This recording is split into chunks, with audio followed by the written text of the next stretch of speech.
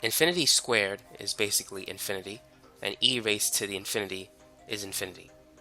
Now, this is an indeterminate form. What is infinity divided by infinity?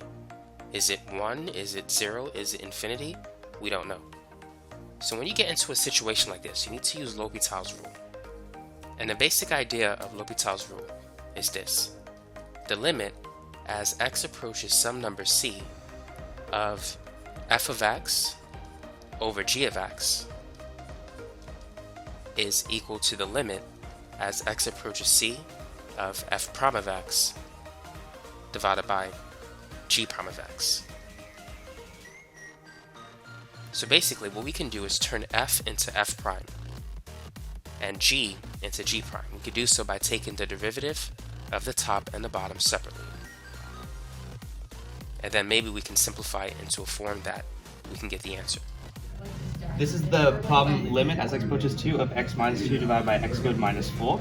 And this is a L'Hopital question, so in order to proceed, we have to plug 2 into the function. And from there, you get 2 minus 2 divided by 4 minus 4, which is equal to 0 over 0. That means we have to use L'Hopital's rule.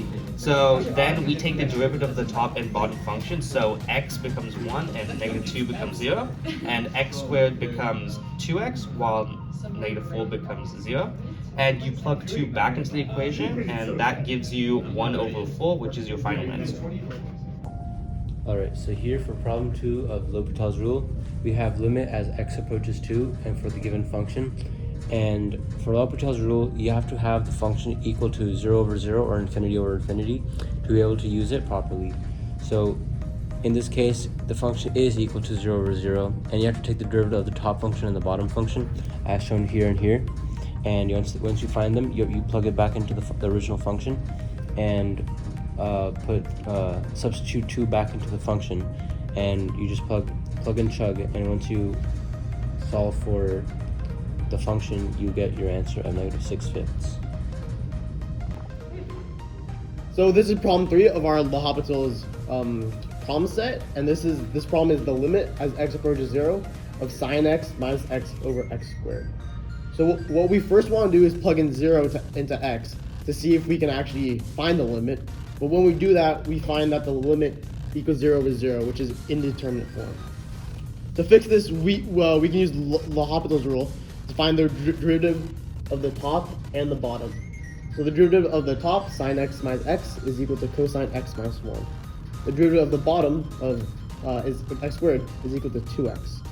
So then, because of L'Hopital's rule, we know that this limit is equal to this limit, which is the limit as x approaches 0, cosine of x minus 1, all over 2x.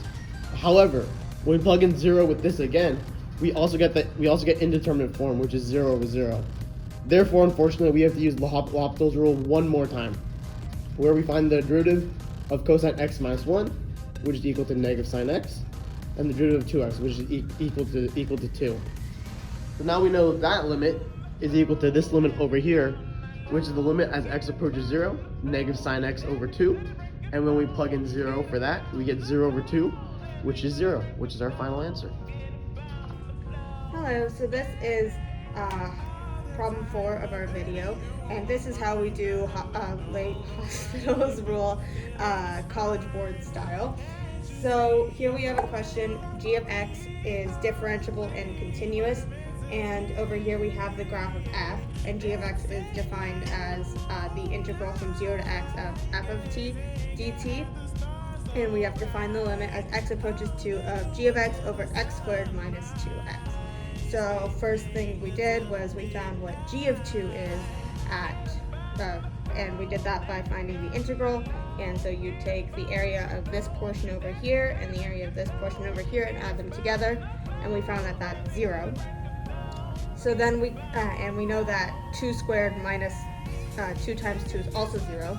So then we can say that because g of x is differentiable and continuous, the limit as x approaches 2 of x as x approaches 2 of g of x is 0, and the limit as x approaches 2 of x squared minus 2x is 0.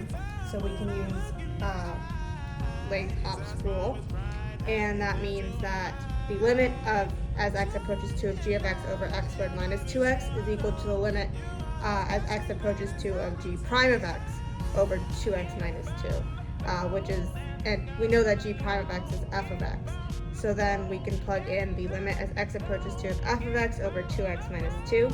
And we know that f of 2 is negative 4, and then 2x minus 2 is 2, and we get our final answer of negative 2.